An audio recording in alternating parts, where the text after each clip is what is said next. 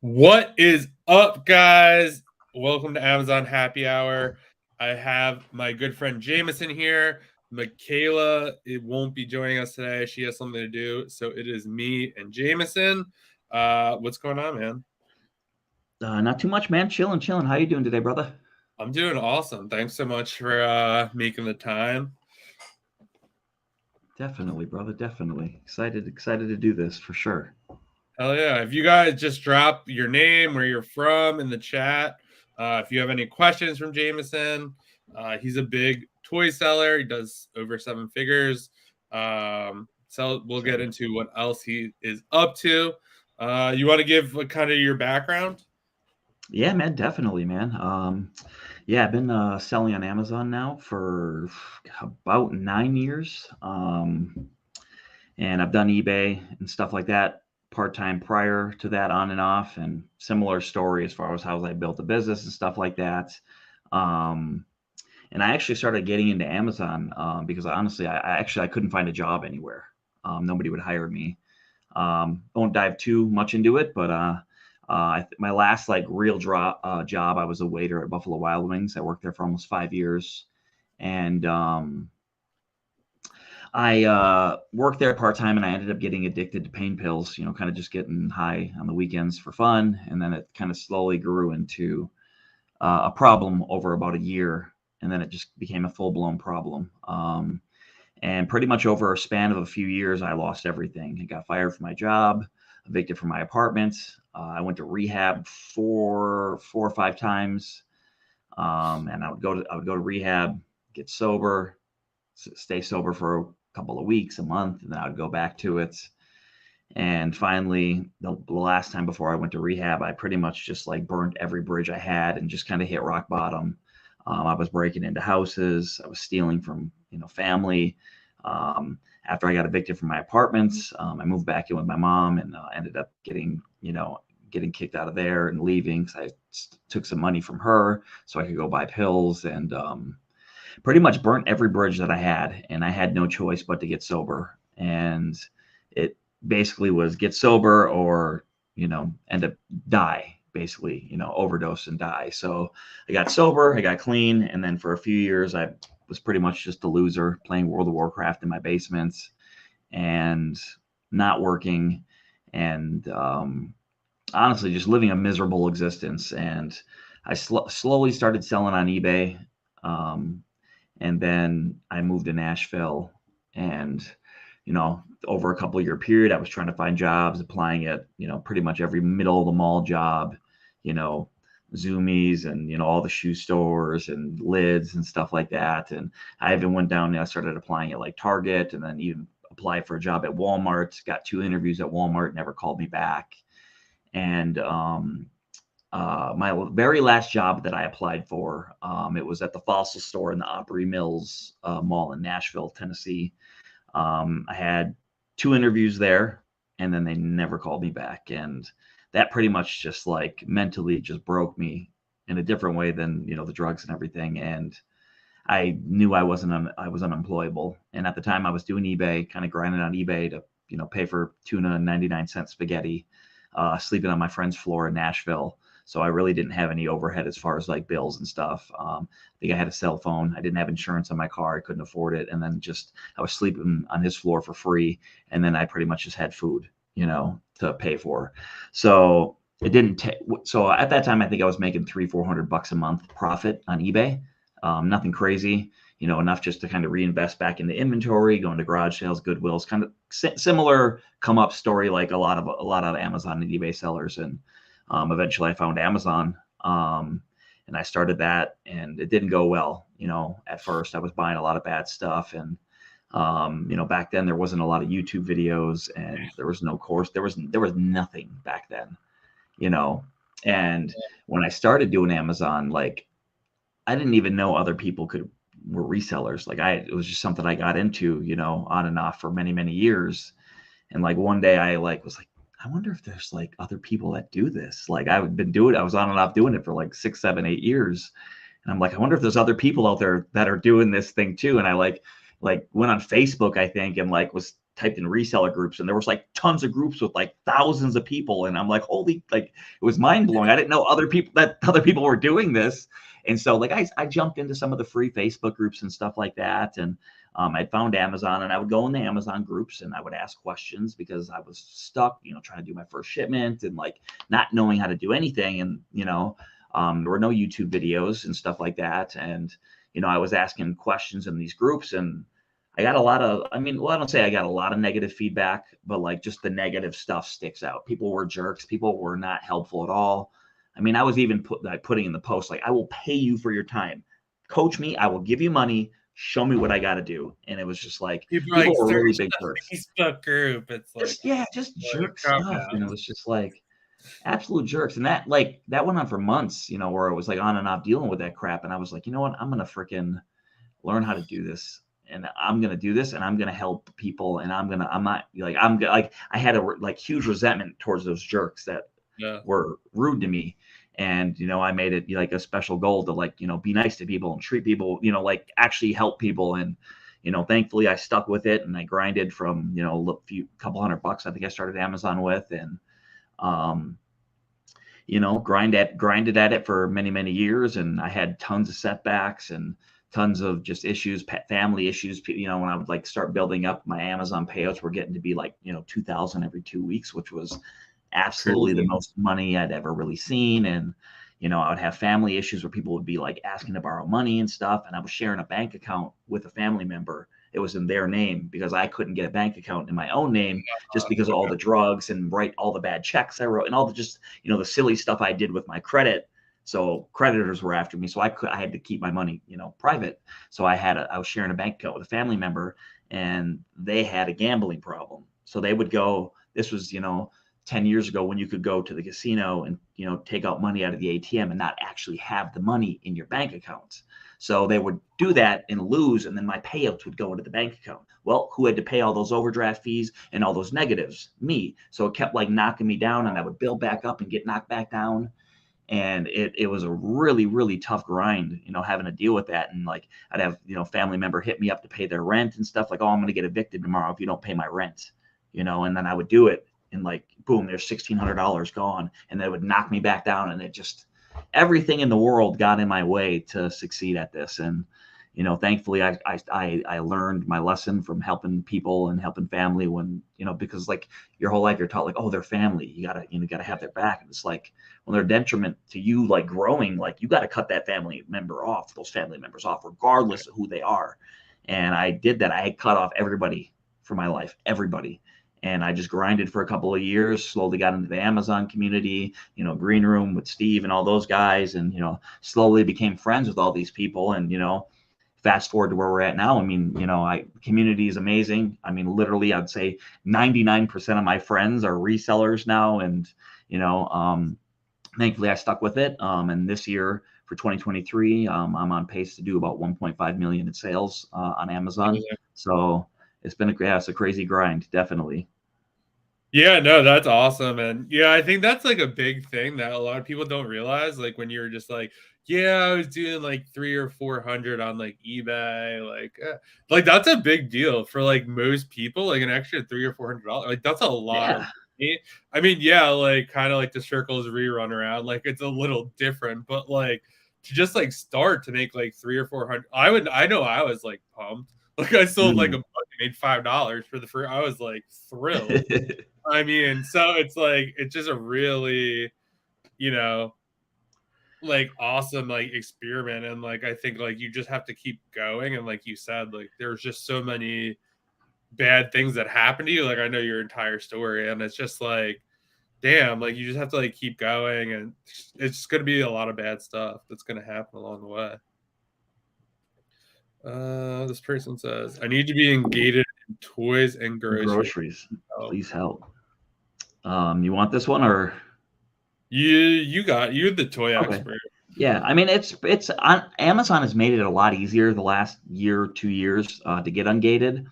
Honestly, you could it's a gray area whether they'll accept invoices or not. I know people that have gone to Target online and bought 10 of XYZ toy and then sent in their shipping confirmation and got ungated. People can use, like Kohl's and other websites and stuff like that. I mean, it doesn't always work, but like Amazon's been very lenient with the whole ungating process the last couple of years. So I've done that for a couple places too and got ungated. Yeah, no. Yeah, pretty much anything. Like, yeah, Kohl's could work for great. Like, I feel like anywhere you could get ungated or like use an invoice, like usually that store has pretty much everything and anything. Yeah, 100%. Yeah. Yeah, Michaela had something to do, so she's trying to take care of that. So what does your business kind of like consist of? Do you do RA, OA, wholesale, a mix? I'm pretty mixed in everything that I do, and it really fluctuates. So it's hard to say like what percentage of my business is what, because it literally changes all the time. I just got back from a 10-day road trip, which is my third road trip of the year. I did a 25-day road trip and a 55-day road trip this year. So like when I'm doing those road trips, I'm like 90% RA. I might get a wholesale deal in between some of these trips or when I'm on these trips, and I do a little bit of OA from the phone while I'm out, shopping and stuff like that. So during those times, I'm strictly almost all RA. When I'm home, I'm doing a lot more wholesale, a little bit more OA because I'm not very great at OA. Like it'll be a week I can spend 20 grand on OA, and then I'll go 5 weeks and spend 2 grand total. Like, so my OA skills it just really depends on what's going on. So they're not great. I think like today OA, I think I spent like $1,700, which is the most I've spent on OA Wow. in probably in one day and probably over a month. Like, and I did it from bed. I woke up, checked a couple things, and ordered a couple things from my phone and chilled in bed. Like, so this year I've really been focusing on RA just because I love to travel, and I'm really just trying to focus on like, really like just helping and giving back to the community and just, sharing my journey as I'm traveling and like meeting up with other resellers and kind of like, seeing how other people, I really kind of the last couple of years, I've kind of like just honed in on what I've known and not really expanded on like knowledge and just like learning and being stuck in my ways with how I do my shipments, which are very just not, I don't have many systems in place. So I've been spending a lot of time with big sellers, hanging out at their warehouses for a day or two and just kind of like learning their processes and just like really seeing where like I could really grow my business if I just change a couple minor little things.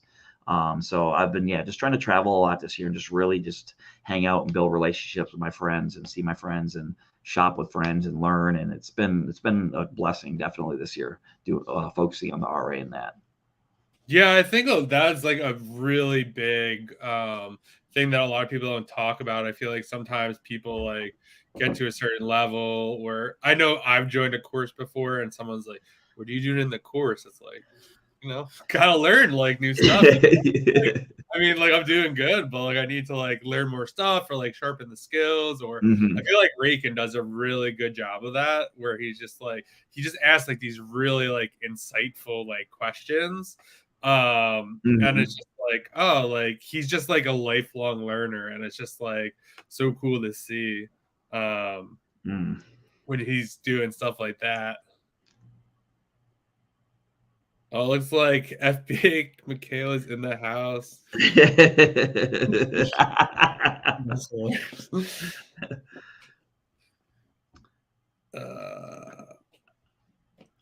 What I did to You get must my have first great million is I margins. got get a small $1 million loan from your parents. That's what I did. That's hilarious. You must have great margins in ROI if you do mostly RA. Yeah, they're pretty decent. I mean, I'm very niched on how I do my RA. Like I go after very, very obscure, rare, toys and video games, and I do like a lot of plush. And I really like I've spent the last 7-8 years selling toys hardcore and kind of learning the market and learning the value and like what the market can do once those toys get discontinued and where to still be able to find those toys once they are discontinued. So I've really niched down on what I do and how I do RA. So sometimes my ROI can be fairly decent when traveling. But with that being said, my ROI is very good, but it's very expensive to live on the road.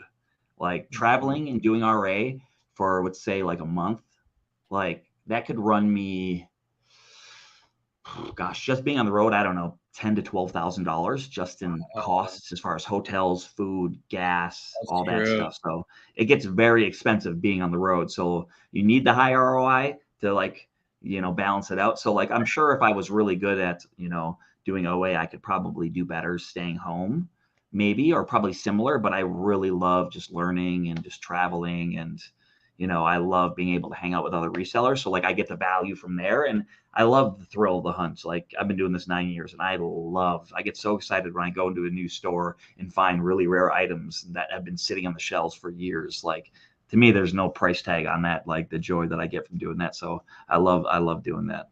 Yeah, I feel like that's a really good point because I never really thought about that, like how much it would cost to do a trip, right? Because you're going everywhere, right? You have nothing. It's not like you have like a stove with you or anything, right? Yeah, yeah. Like I remember when I was planning the trip to Miami, it's like, oh, like I could work for wherever. Like maybe I'll like go down there for like 10 days. And then I was like, well, like 200 for the hotel times like 10 days. It's like $2,000, like right Yeah. there. It's like, oh damn. Like, like why can't you do it? It's just like, geez, like that's crazy.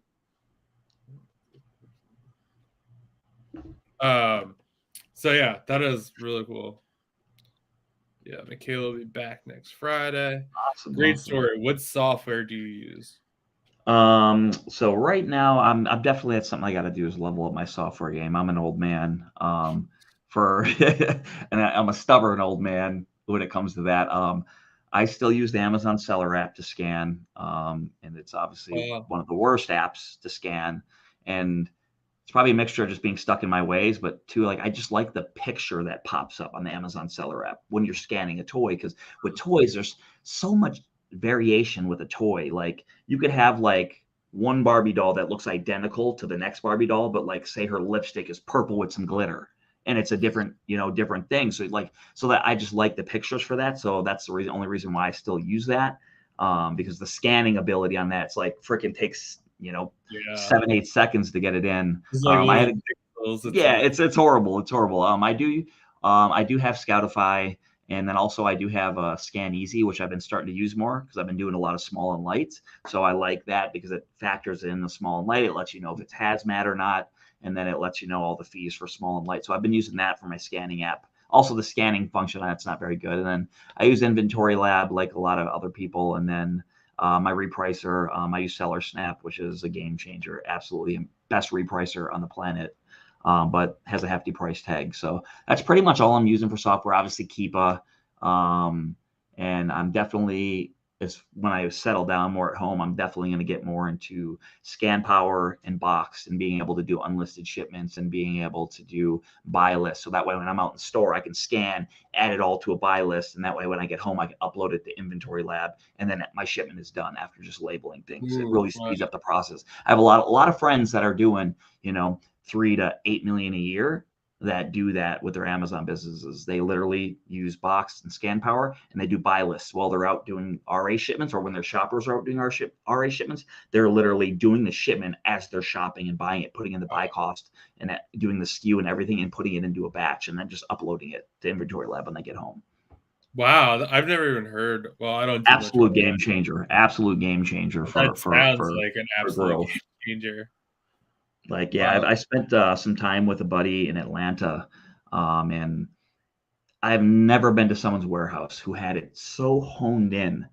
Like, I mean, literally, they have their tables at the correct levels, so that way you're not doing any extra bending. Like, this dude had, like, how we use our phones a lot, whether it's for Yeah. personal, when we're shipping, they had this like device that connects to the table, and it literally will hold your phone like right there in front of your face, so that way you can see your phone as you're working. So if anybody texts or you have to do something on your phone, because a lot of times for myself, I set my phone down and I forget where it is, and I spend 30-40 seconds a minute looking for it. Like, and they even have like their trash cans on hooks angled at a certain way, so that way when you throw your trash away, it's less likely to like fall on the floor. And like, I mean, they have like all their cords labeled, so that way what like your USB cord is for this, what cord goes for this. They have their scanner set up. They have their Zebra printer set up with QR codes on the side of the printer. So that way, if the printer breaks, you scan the QR code, it brings you to a YouTube video, which tells you everything you do to fix the printer. So you're not wasting all this extra time.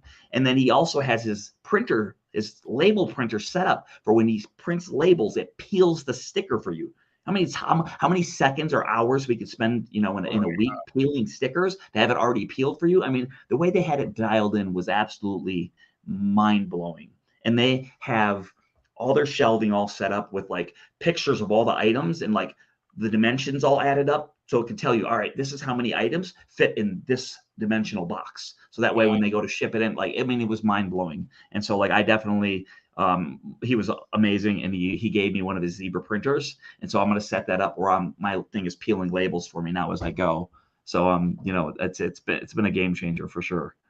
Wow, I think a lot of people kind of overlook that. A lot of people are kind of looking for, the next software or the next sourcing method or this or that, and it's like, well, like if you could save a second every time, like you're peeling a label or you're doing this or that, or I ran into that when I was like, I had the warehouse, I get rid of the warehouse, and it's like, oh, like I'm still shipping like some things to me like here and there or whatever, and like I do like the first shipment, and it's like, oh man, like I forgot, like everything at the warehouse was like set up perfectly, and then like I'm just here in my office, I'm just like, oh yeah, I'm just like stepping over everything. I'm just like, oh my god, this setup is so bad.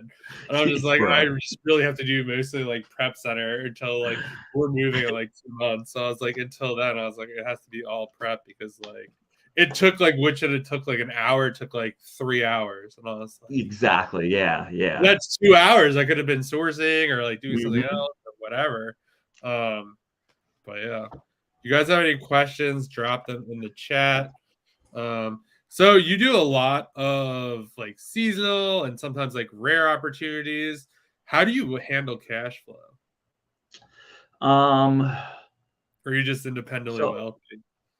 yeah. Remember that $1 million loan from my parents I told you about? It's endless cash flow.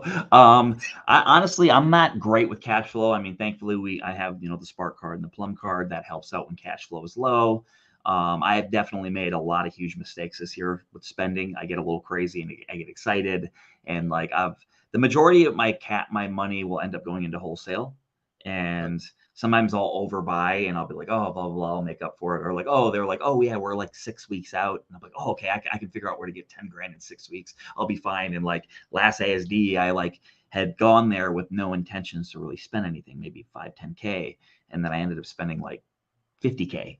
And I had to scramble for cash. Like some of the like a couple of the guys were like, yeah, we're 2 months out, 6 weeks out. I'm like, all right, cool. I'll have some Amazon pays coming in so I can pay those when they come. And everybody came quick, ready for cash, ready for money.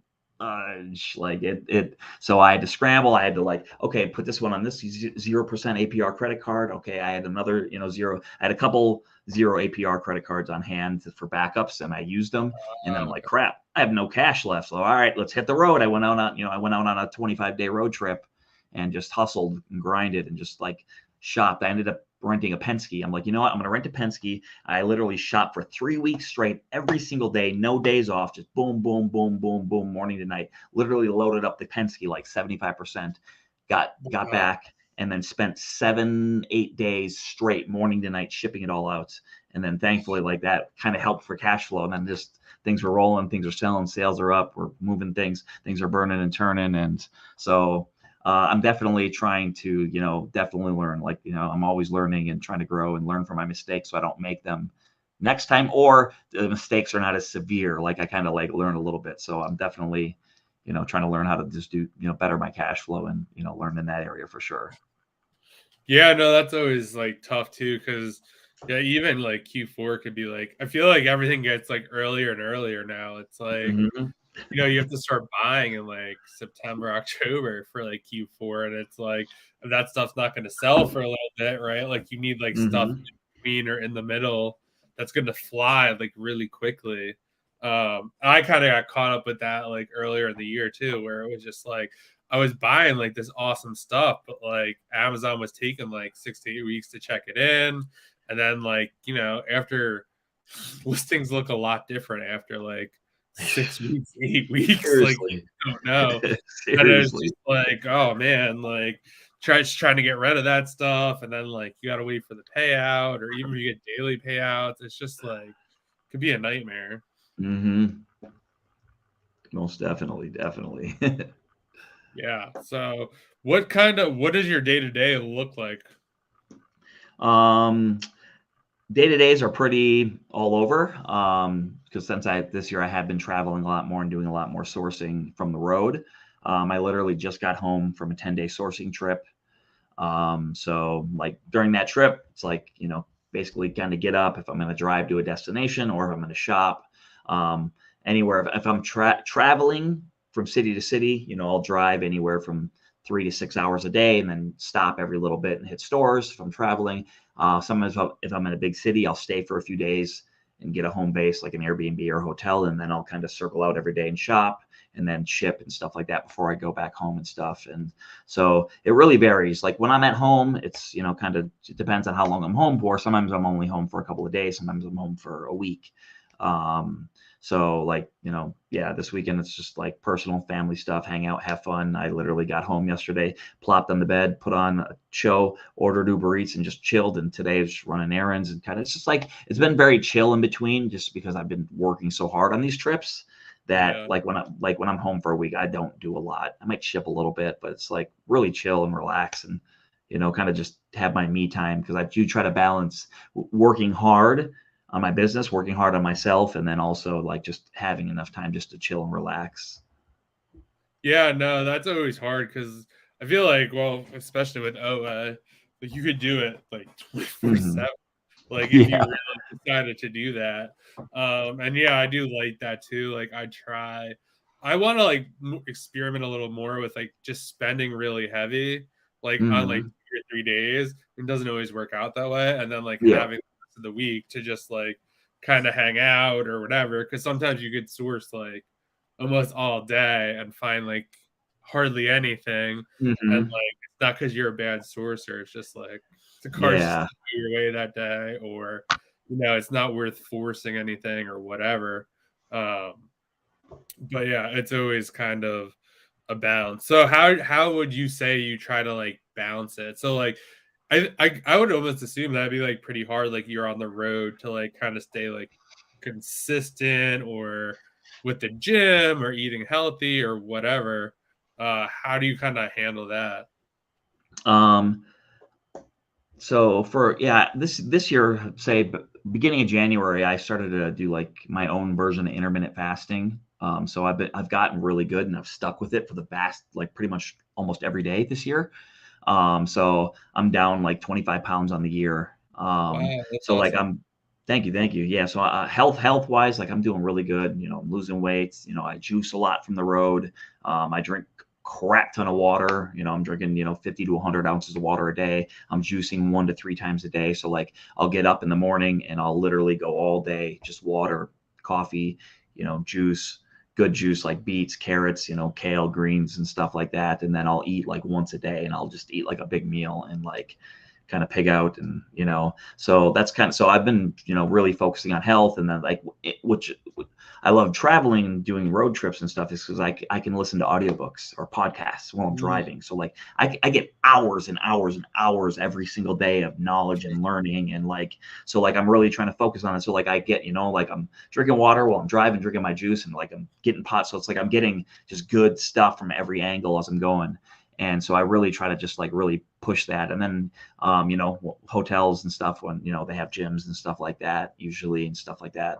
I've been slacking this year on the fitness, but I've been really just focusing on other stuff. But I'm gonna correlate fitness into this for sure. But yeah, it's pretty easy to now it's just natural to fast and take care of my body, which I think is super important. I know a lot of us probably lack in certain areas of fitness and just worrying about our health because like we just have so much going on, our business, our family, our kids, our significant other, and it's like I think it's super important for everybody. I think everybody could benefit from just taking a little better care of themselves. I feel it's super important that we should make sure our gas tank is full because if our gas tank's full, then we can give to our friends, our family, our business, our relationship. If we're running on empty, how can you give if you don't have anything to give? So I think just trying to bump up health in every area is super important for everybody. So I've really put that at the forefront of my life is working on myself harder than I work on my business. Yeah, I actually really implemented this like recently. I've been doing 75 hard. And yeah, this is day 61, I think. Oh my gosh. 61. Wow. Like it's been crazy. So like for the last kind of the beginning of this year, like I like really did like really good at the end of last year, and I just like just burned out. Like it was just I just wasn't sustainable. Like what I was doing, how I was running the business, it was just basically like me and a prep center, and it was just like trying to do like 100K a month, just sourcing all that yourself is like absolutely ridiculous. Then I stopped doing apparel, so like I had to like switch out of that, and then it was like a focus on like just fitness, and I was like, whatever, like sales, I don't really care, you know what I mean? Like obviously I care about them, but I was like, I have to like figure out a way to like get it to gradually go up where it's like sustainable, and that's kind of where I'm at now. It's like wow, like I get like I have the health like in place where I'm like working out, eating healthy, and like sure enough, like the business is like literally going up, and I'm not necessarily like, working harder or I work hard, but like I was doing probably putting in the same exact hours and not getting those results. And I was like, damn. And I remember I think it was like the second Miami conference. So I think someone asked you, it's like, oh, like, do you set goals? And you're just like, yeah, kind of, but like I really just like do a lot of personal development, and like the more I do of that, like my business just like automatically grows. 100%. Yeah, definitely. Yeah, that's great, man. Congrats, man. 61 days, bro. I don't think I could do that, but I applaud It you, was bro. like, That's awesome. it's definitely, it has not been fun, but like now, like it's just like kind of like ingrained where it's just like, Yeah, you do this definitely. every like 2 days or work out twice, like drink all this water, and like, I definitely feel better. It sucked. The first 30 days is probably like, I oh bet, my bro. God. It was like, this is stupid, like all this stuff. And now Man. it's kind of like, all right, like I get it. And Yeah, it sounds hard, man. I'm struggling just hearing about it. yeah.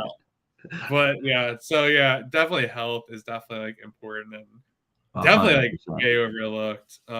It really is, man. And I mean, I don't want to go too far off, Amazon talk, but it's like a lot of my friends and people that I grew up with in life, and it's like you ask them, like, are you healthy? The vast majority of people would say yes. But if I went and looked in their fridge and saw how they're eating and all the stuff that they're putting, it's like, no.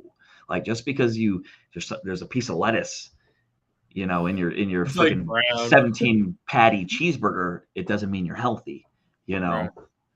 So it's like, it's, I think, super important to like see what you're actually putting into your body, on top of, actually trying to become healthy is super important too. Yeah, and I feel like a lot. Well, you don't really see it that much on like social or this is like it's a stressful business. It is not It like is. this, like like I thought I was going out of business like in January and February because like everything kind of like dried up, and like I was like, damn, like maybe you're not that good at sourcing. Like like all this stuff is going in my head, and I was like, I'm gonna hire VA. I was like, I don't even know. Like, I can't even source myself. Like, how am I going to train them or whatever? Like, back and forth. And now it's just like, I did like fine, like the first like couple of months. And now it's just like kind of back to normal. Like, sales are happening again, like lots of cash back. And it's just like, before you know it, back to school will be here. Q4 will be here. It's like back to normal. But, a lot of times it's like, there's lots of like ups and downs. And it's just like, you're not like, and when I wasn't like healthy, it was like even more stressful. Now it's like, you know what, it's gonna be fine. Like, Now you're built to handle it, definitely.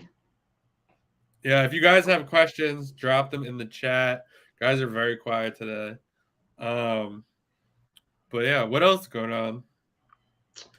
Man, just going to continue to focus on just being healthy and just being happy, enjoying life, man. It's, and just, continuing, just building relationships with friends, and, continue to just put love and energy into the good people in your life, and, kick out the people, that aren't, trying to move forward, aren't trying to better themselves.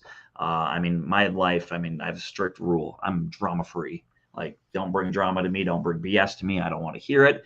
I don't want to be a part of it. Keep me out of it, and remove those types of people that just continue to pull you down.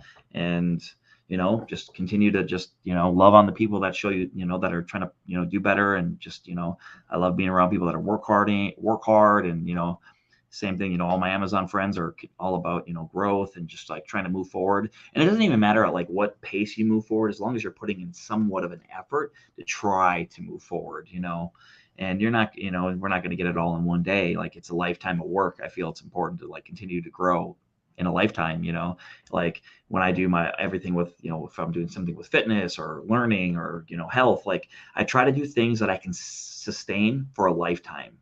And not like, okay, I'm going to go work out. I'm going to hit the gym for 3 hours today, 3 hours tomorrow. And it's like, boom, boom, boom. You do that. And then after 30 days, you completely give up. You gain all the weight back. And it's like, why didn't you just go to the gym every other day for 30 minutes and do something you can sustain for the next 30 years, and just, continuing to grow. And I mean, I'm really starting to focus on my YouTube channel this last like week and a half. I've been going live just about every single day and, just like pushing out like just videos and lives and reels and just like really kind of pushing that. I really want to just, I'm super passionate about just helping other people grow.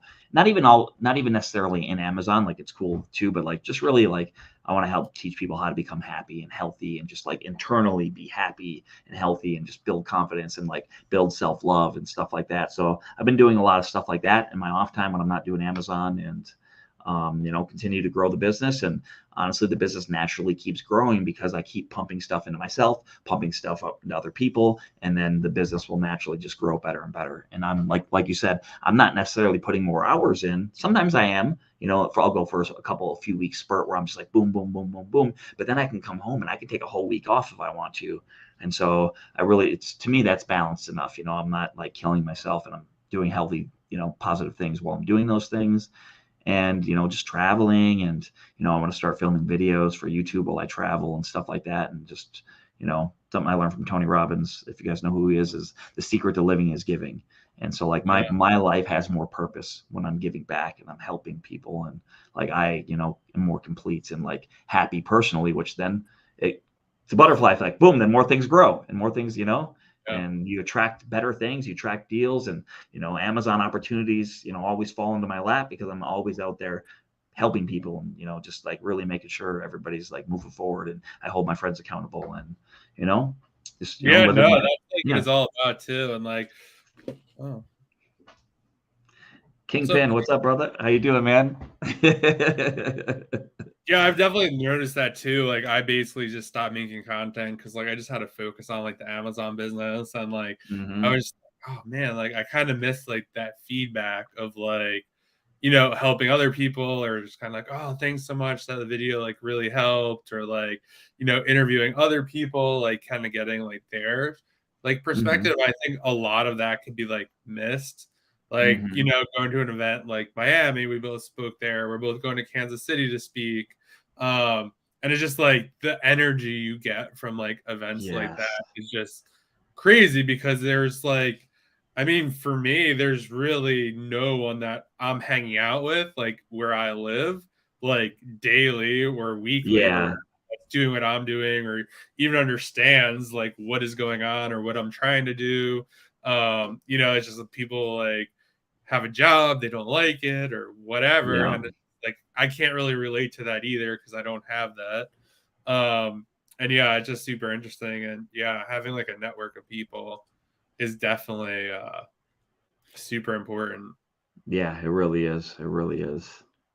So when you're in store, you were saying that you use like the Amazon seller app. Are you checking like Keepa and stuff in the store? Or are you just kind of looking at the seller app and like kind of just making sometimes I'll check Keepa sometimes if I'm unsure of something, but usually for like the stuff that I am going after, generally on the rarer side, like I don't, I kind of already know the market for it, and then like I know how it's going to perform. I know there's not going to be an influx of 50 sellers showing up. So I usually don't have to use Keepa too often. But like for like if I'm sourcing newer to market toys, then it's Keepa. But then I'm still very leery on things, like the random toys we can pick up at Target and Walmart, fairly common. Those are the toys that I'm really trying to like avoid, because it's like, okay, you scan it, it's like, oh wow, this toy's $10, it's $25 profit today. But it's like you could literally drive home after you buy it, ship it into Amazon, and by the time it gets there, even if it's active in 2 days, but like still in transit, that thing could be losing money and there could be 75 new sellers on it. So Yeah, I went now through it's that like at the transition. price you paid for it, and you're like, Exactly. So it's, like really trying to I'm trying to not even do stuff like that unless it's a newer toy that I know it's an extremely rare variant.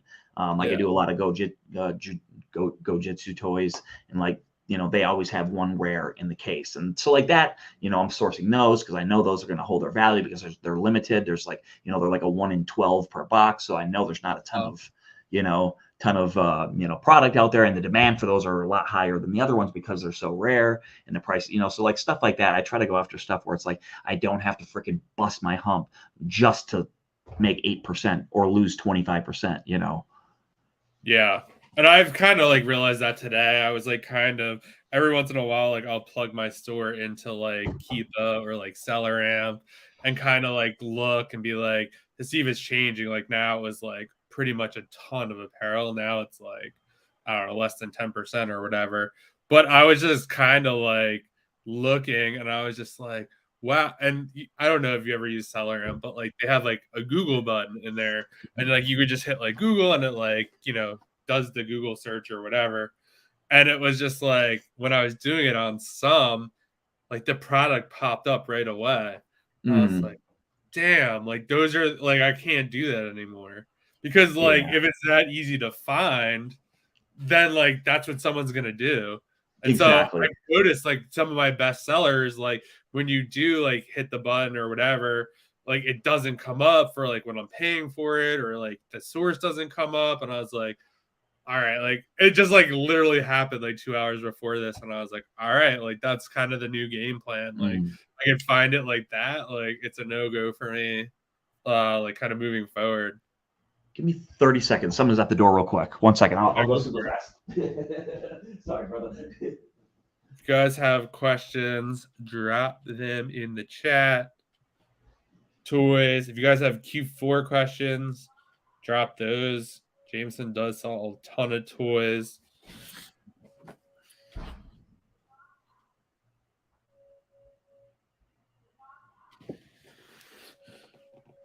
What do you guys sell? Put that in the chat, or if you guys have questions, always interested to hear what you guys are up to. All right, sorry about that. Yeah, no worries. I forgot like an hour and a half ago. I ordered a couple of juices, and I was getting ready for the video here and doing a bunch of other stuff, and I totally forgot about it. And it was like it took them like an hour and something to get here. I'm like, oh crap, I totally forgot I ordered juice like an hour and a half ago. That's funny. How deep do you go per ASIN? It really depends. So a lot of the stuff that I do sell is rare. So I would say the vast majority of the items I sell are rare. So it's harder to pick up a bunch of them. A lot of the ASINs that I sell, I may be only able to get 1 to maybe 10 units. But when I'm going, say for like wholesale, or I do a lot of wholesale like closeouts for toys. Generally, some of it's discontinued, harder to find stuff. Just like yesterday, I bought 1,386 units of one toy yesterday. And there's only one seller on the listing, and then there's me on the listing. And so like that, I, felt safe going deep, it's a summer item. And I did some testing with it. I had bought it at ASD. And when I bought it, it was like a 400K rank toy. Wow. And so everybody at ASD that was scanning and checking it, nobody was buying it. And I'm just like, well, the price is like, they were selling this toy for like $37 and it was $6. I'm like, dude, I could jump this thing down to $21, $20, and maybe something would happen. So I did a test buy. I bought, 150 units, which I was kind of a little bit, I was like, oh, we'll see how it goes. But I just have a good feeling about it. It was, February or whatever it was. And I got them, and like I jumped the price down to $19.99 just to get a couple of sales, and then I kind of brought it up $1 by $1 by $1, and then I brought it up to like $29, and these things were flying like 10 a day. And this is like February, March, and it's a summer toy, so I'm like, holy crap! And then I started to run out of units. So I'm like, you know what? Just to be safe, I don't want to lose this, kind of built the listing up to where things were flowing pretty nice. So I was like, I bumped my price up to $37 and they're still flying. And I'm like, shit, like I ended up selling out before I could get more. And I was off the listing for 3 months and I just secured the deal. I paid for it and he shipped it. And so now I've got, 1,300 units coming of this one toy. Now I got to rebuild and kind of like probably get it back to where it's flowing. But like with summer coming up, I'm just like, this is a no brainer. Like even on that small sample size of 20 or 50 units that I got, like I saw the potential and it was flying at $27. And at $27, I was making like $9 on a $6 buy cost. So like it's so tough to kind of like give how deep you'll go on a toy because there's so many factors in play. Like say I'm out scanning a rare product and say that there happens to be 50 of one of these rare toys and like it's a say 500K rank or something. Like if I can adjust the price and still make money, I may take a swing on it. But like something like that, I may and say there's 100 sellers on it. Like obviously I'm probably just going to pass on that. Clearly there's going to be nothing, but like I'll go higher on rank for toys if there's little to no competition. And I also too will take into consideration on who's on the listing. I compete a lot with some of the really, really big toy sellers out there, like some of the biggest and baddest toy sellers on the planet. Like I learn from them by seeing them on Amazon. Like I'll go out to a store and I'll scan an item and I'll see 10 sellers at say, I don't know, $20. But then there's a couple of the big sellers that I've been following for a few years. I'll see them at $75. I'm just kind of like, what do they know? Because these guys always seem to get it right. When this toy can't be found, they're always the last person on the listing. Like 90% of the time, you'll see one of these two toy sellers on the listing when you can't get it anymore. So I kind of I'll even take that into consideration. Like I've got so much respect for just some of these Amazon sellers that I don't know how they run their business in a sense, but I kind of get an idea from an Amazon app. So I'll even put that into consideration if there's something that I'm going to buy, because those guys always seem to get it right. So that way, if I'm like teetering on like if it's a good deal, like say things are looking good, that it's a good deal, but like I see them at a price higher, like, all right, they probably know something I don't. I'm going to take a swing on it because 9 times out of 10, they get it right. And so like there's so many little variations that go into how to choose how deep you're going to go on a product. Because I don't mind the slow trickle. Like I don't mind, like a lot of my ASINs now like are slow trickles, but like overall I do pretty good in sales because I have so many medium, to slow sellers. So like I don't mind buying a year's worth of inventory or 2 years worth of inventory on certain ASINs. So like sometimes I've bought, like 100 units of a toy that's going to take me 2 years to sell. Like I sell a couple a week maybe, but it's very good ROI and I know you can't get anymore. So I kind of just like to have that. It's like almost like a baby. I don't know if you want to call it a replen in a sense, but like kind of like I like being able to like have a lot of one item so I can just keep feeding the beast every couple of months, send in more. And I want to build my SKUs up that way where I have, 1,000 SKUs and I've got 2 to 3 years worth of inventory for each ASIN where I literally just rinse and repeat, So it's kind of a hard question. I don't know, maybe you can answer it better since you kind of do different things than I do. You're kind of more into the shoes and apparel. So like you probably can answer how deep to go in an ASIN since you're kind of like into the more current, things that are selling and are probably a lot more. Yeah, for me, well, I've actually kind of stopped doing. I've never done shoes, apparel. I just don't do anymore. The returns are pretty brutal. They are. I mean, so brutal. And it's been so hard to find other stuff, even like the stuff that doesn't get returned that much. A lot of people that are starting now get pushed into like shoes and apparel. So like you constantly have people who are just like coming in and like not pricing correctly or whatever. I don't know what the hell they're doing. But so for me, like I've really kind of what you were saying, with the higher rank, I've definitely been trying out some higher rank stuff that has low competition. Absolutely blown away. Like it's how this crazy. stuff sells. Mm-hmm. Keepa says it doesn't sell any, but like you were saying, there's like some people that I've noticed, like other sellers, like there has to be a reason they're on the listing and they have like 30 of them. Like this is not like a mistake. Like there are a lot of listings that look like this, and I highly doubt on the 100 like things they're on, like they're taking a loss on 30 and just like kind of testing. And it's been I'm not there yet, but there's definitely been like some products where it's like I'm ready to like go deep. But every time I've done that in the past, it's been like, ooh, like everyone else catches on eventually or whatever. But like since Yeah. like Keepa charts where most people be like that's my new goal is like if you came across my store for you to be like, this guy is an idiot. Like, what is this guy doing? And I think like I'm on a lot of listings like that now. So that's like kind of the new goal. And it's like kind of scary, but like I'm just test buying like 5-ish units, 10 units, and like just seeing how it goes. And I've just been like blown away. Like, yeah, Keepa is like great and everything. I used to take it like, wow, like the offers tab said like 30 were sold. Like that's the number. And I'm just like, if the buy box is being shared, like I'm good to like test Yep. buy it and then kind of see what happens. And Yeah. a lot of the times I think it is hard. It's like such a hard thing to explain. Like you just get this like intuition as you sell more. Like Yep. what I was doing was I'd be like, all right, I'm gonna buy 5 of these. Like I think it's good, and I was usually right like 90% of the time. But then when I went to buy 10, like everyone else caught on. So now I'm like Yeah. buying like the 10 or 15 like up front and being like, I heard someone say it's like, you know what, like the times you're wrong, like you're gonna be right more than you're wrong. So like the times you're wrong, it's not gonna sting as bad because like you're making it up with volume. So I've been doing that a little more. And like sure enough, it's like okay, like you buy 15 off the bat, 20 off the bat, and, like you sell through, sure enough, everyone else follows, and you're like, cool, like I got my 15 instead of like my 5. And it's just like I'll come back to that like once, everyone else drops off.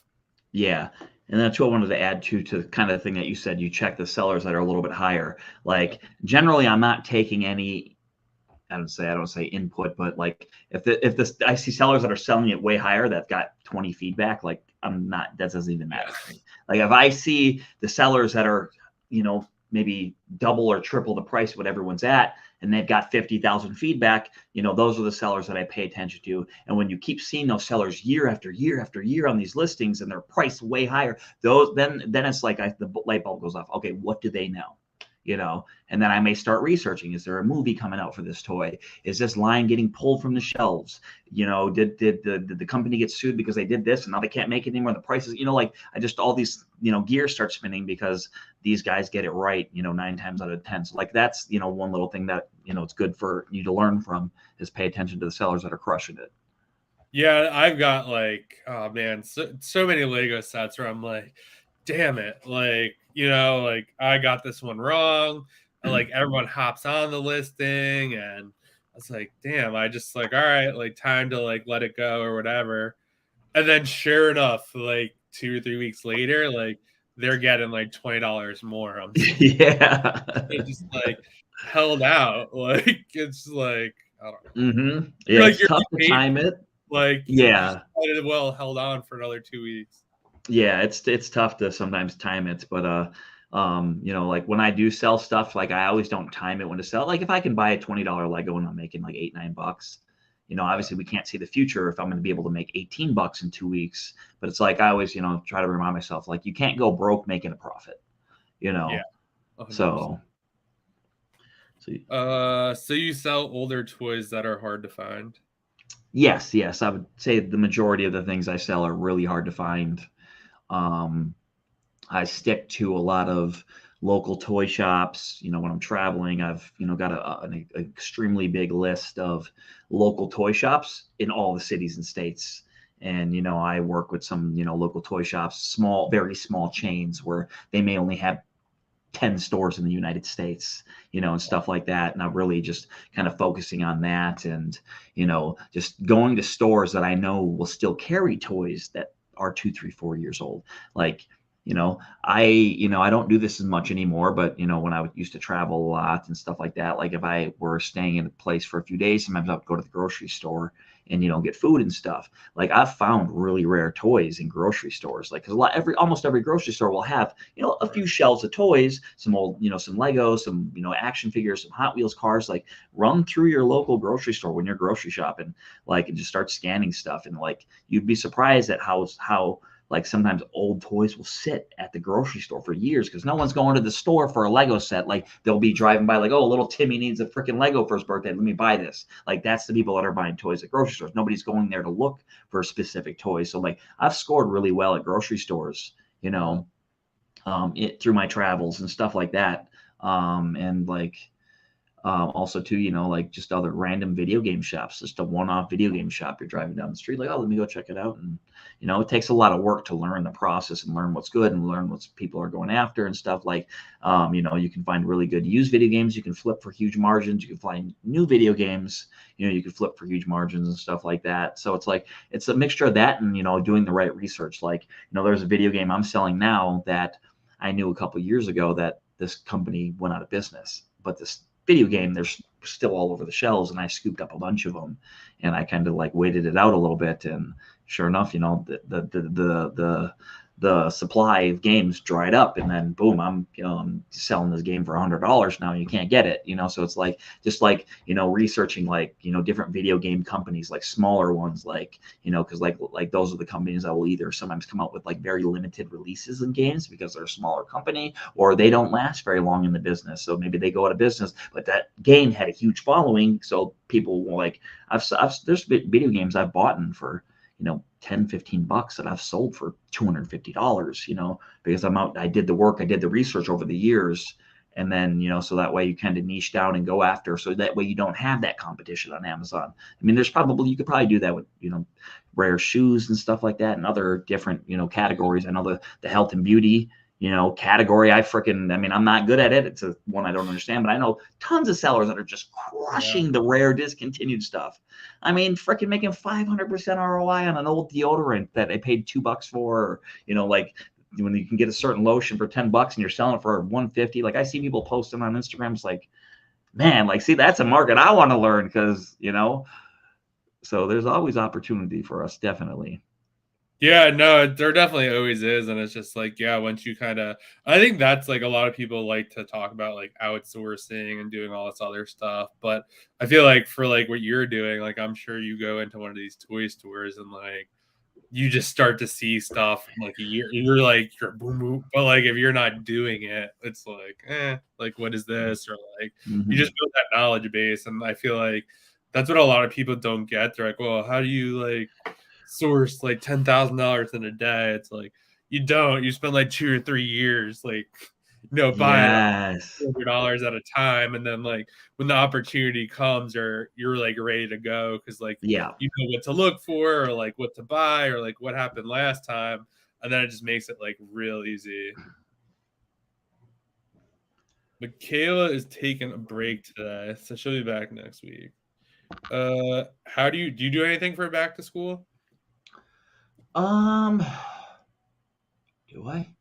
I do a little bit, not a ton. I dabbled in it last year, and I was dumb with it, honestly. Like I know Target and a bunch of people did like a crazy bunch of like sales on like colored pencils and crayons and all this stuff, and there was like a ton of bundle packs. I went up and I bought hundreds and hundreds and hundreds and hundreds of stuff, and I put it in the garage to ship it, and I still have it in the garage. So Man. that's what I did for back to school last year. So I'll probably sell it. Yeah, so I bought all these crayons and I was going to bundle them, and like then like the bundles didn't work because like I didn't want to polybag them because they were so heavy. Then I was like, oh, I got to go get boxes, and I never. And then stuff's chilling in the basement, or not in the garage.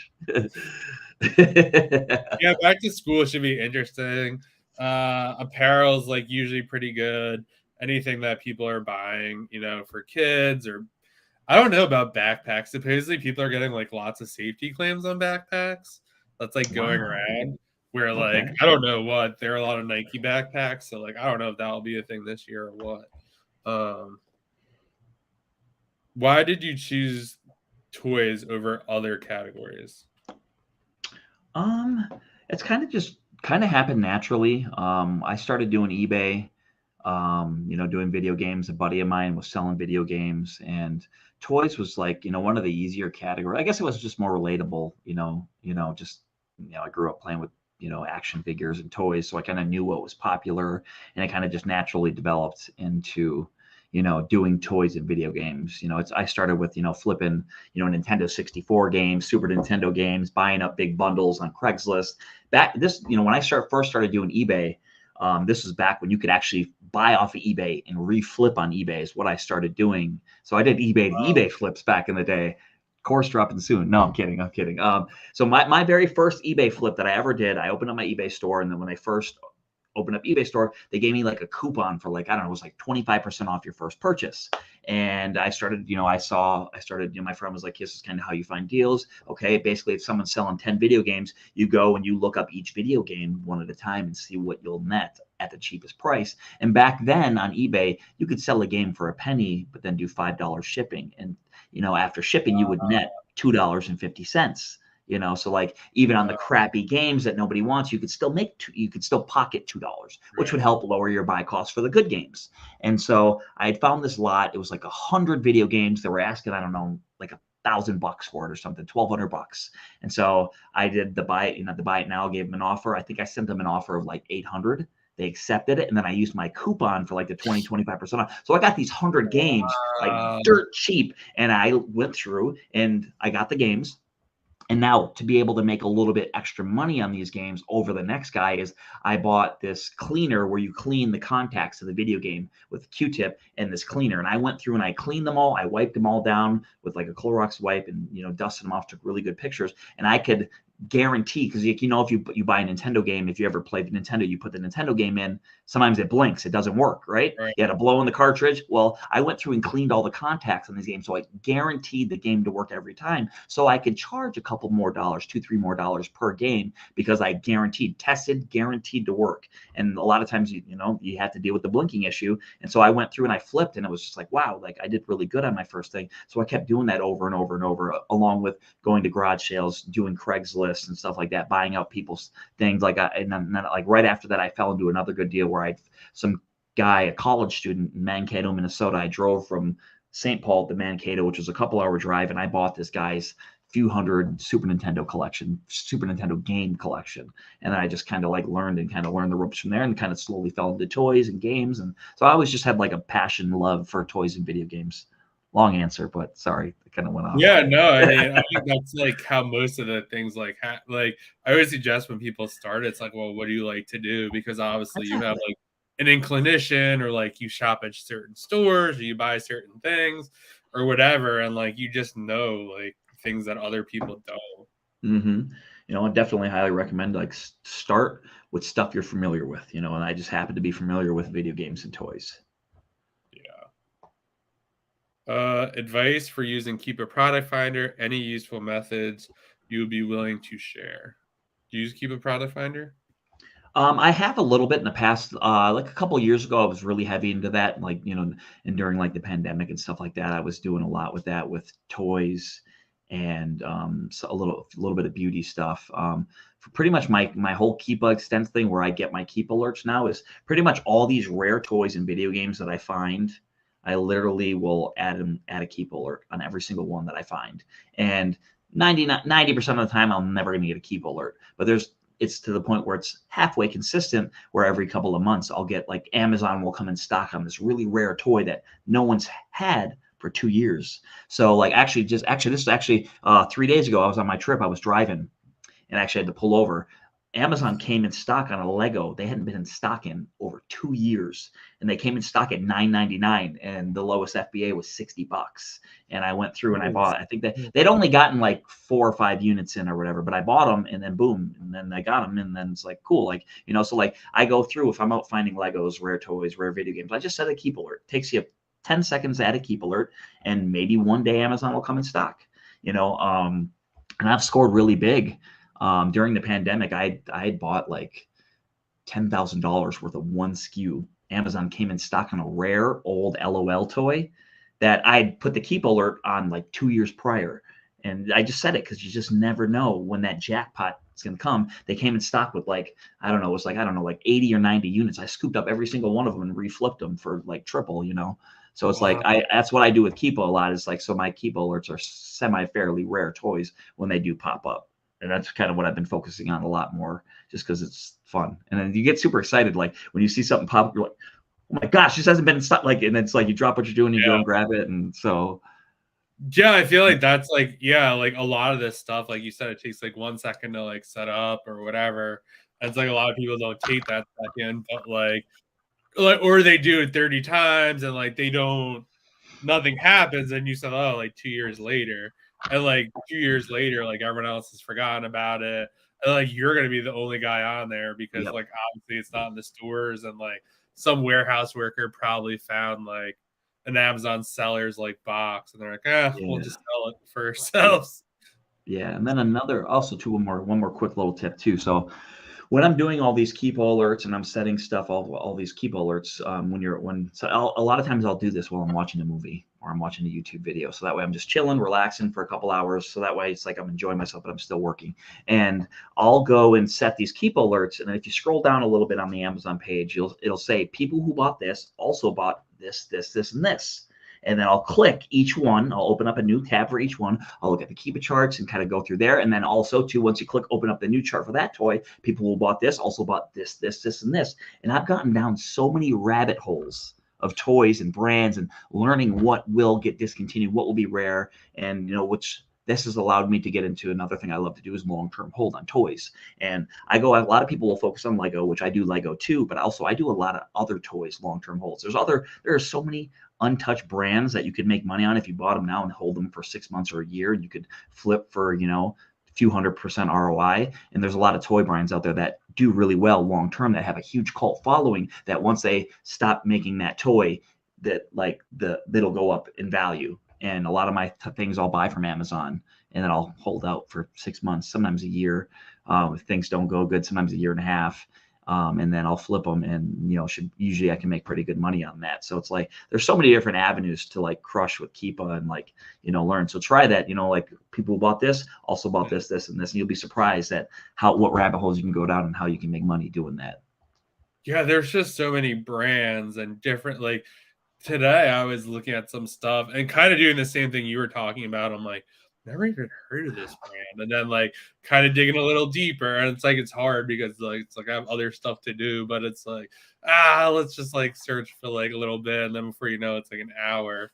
But like I have done that like with some of the stuff where it's just like, this is like a waste of time. You're like, all right, only 20 more minutes. And then like you find like 2 or 3 things, and those are like the best things that like you have in your catalog. And it's just like sometimes it just takes longer. 100%. Jerry. Jerry, what up, Jerry? How's it going, brother? Hope you're doing good, brother. Happy Friday. Yeah, happy Friday. Based on your experience, how does the buy box algorithm work? I'm too dumb to even answer that question. I don't. Do you know how it, honestly, I'm not very good at understanding how it works. I know it can sometimes have to do with, I've heard like feedback can take part in it.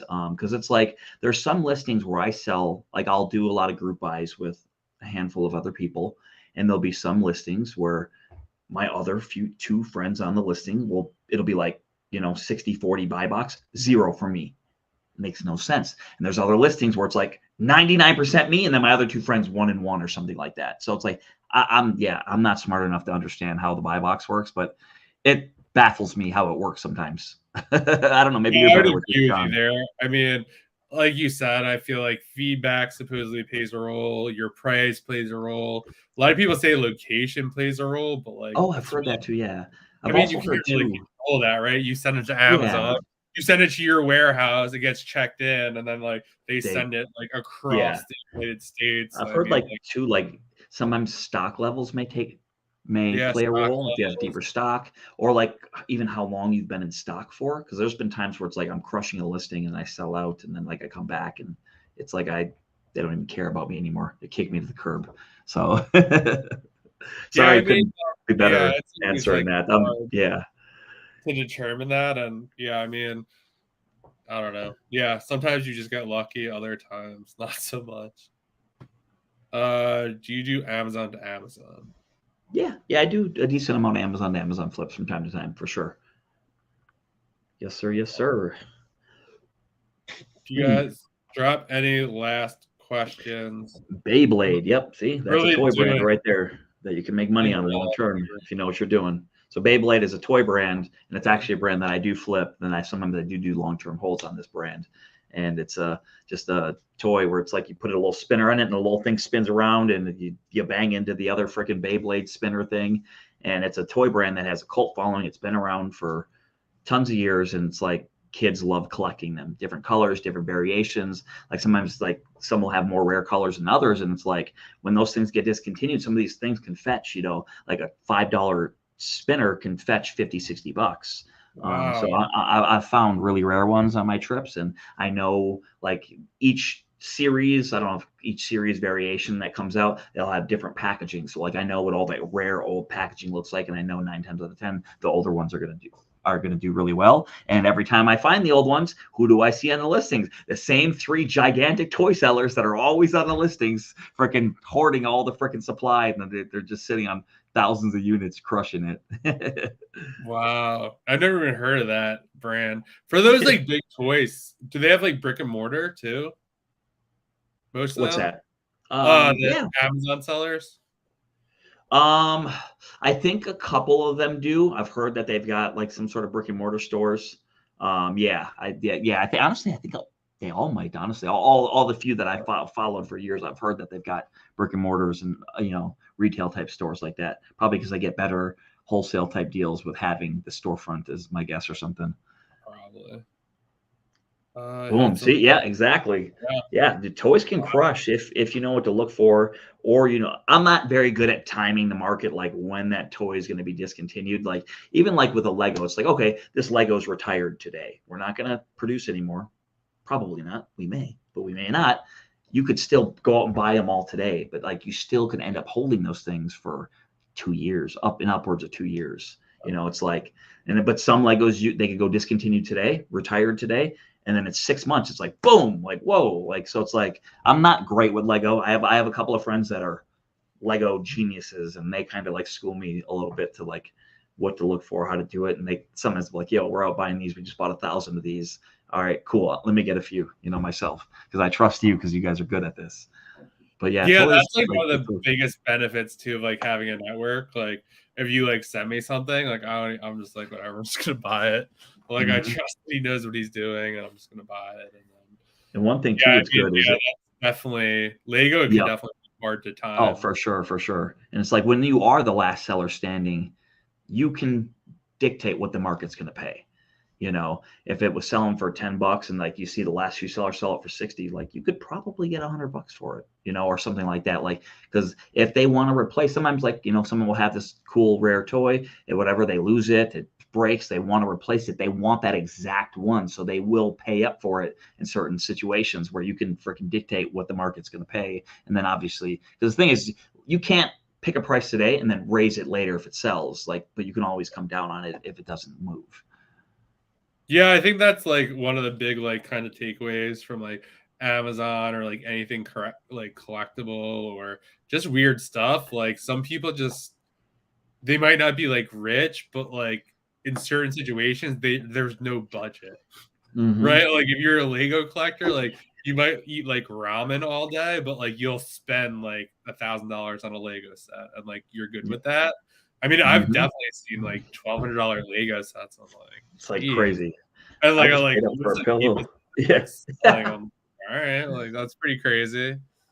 Yep, I just got caught doing that for the first time in my life. I paid over retail. There was this pillow I bought from Bed Bath & Beyond like 4 years ago, and then like I bought another one from Bed Bath & Beyond, and now it's not made anymore. And it was like a pillow I paid like $30 for. Best pillow I ever had in my life. I went and checked on Amazon. It was $60, and I paid double retail for it. But it's like I'm gonna buy a few from this guy at this price, so that way I have them for years to come. Because if this guy tomorrow goes up to 100, well, guess what? I'm gonna have to stuck paying that because it's an item I love and I don't want to use any other pillow than that. So I will pay what they, sell it for. Unfortunately, you get stuck. So once you like something, and you'll pay up for it. I think that's like a great example of like how like reselling is like everyone always thinks it's over, but like if you have like, I think that's like the crazy, like that's what Amazon is. Amazon, it's like, just imagine like they basically have like tens of thousands of people like sourcing inventory for them. Like, of course they have everything, right? Like, you could buy pretty much anything on there because, like, they don't have to, like, rely on distributors or something like someone else. You know, they can't even buy, like, the exclusive Walmart one. All right, right? Like, we can. So, yeah, that's definitely awesome. Thank you so much for being here. This Yeah, was of a course, brother. where can people find you? Instagram, Facebook, and now freshly on YouTube. Just my name, Jamison Philippi. So yeah, man, appreciate the love. If you guys want to follow me on YouTube, I've been going live. I went live, I think, like 7 of the last 8 days. I go live every night from anywhere from 30 minutes to 2 hours, depending on how the conversation's going. We talk Amazon, personal development. We talk about food, just whatever. Kind of hang out, have a good time. And Oh, same that thing, was what Instagram. And so yeah, man, appreciate y'all. Definitely. I forgot I asked if someone had a question on Instagram.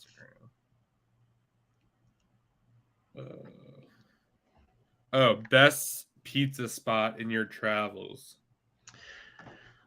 Joe's Pizza, New York City. Right. There Best it is. pizza in the world. Second best pizza in the world is a pizza place called Pizzaletta in Flagstaff, Arizona. Second best pizza in the whole world. Third best pizza in the whole world is in Lima, Peru at a restaurant called Franklin. Third best pizza I ever had in my life. And I've had pizza at hundreds of places in my life. Wow. Do you follow Dave Portnoy from Barstool? Of course. Yeah, I was gonna Of course. say, like, you need your own, like, you could be like the reseller of pizza. Like, you could just like go to a Target and like walk in and like do all this other stuff. Definitely. Yeah, I love him. He's awesome. Cool. All right, guys. Thanks for being here. Big thanks to Jamison. Go follow him. I put a link to his YouTube down below. Awesome, brother. Thank you. So that should be there for you. And I'll see you guys next Friday. Let's get a quick pic real quick. Yeah. Awesome, brother. Thank you, man.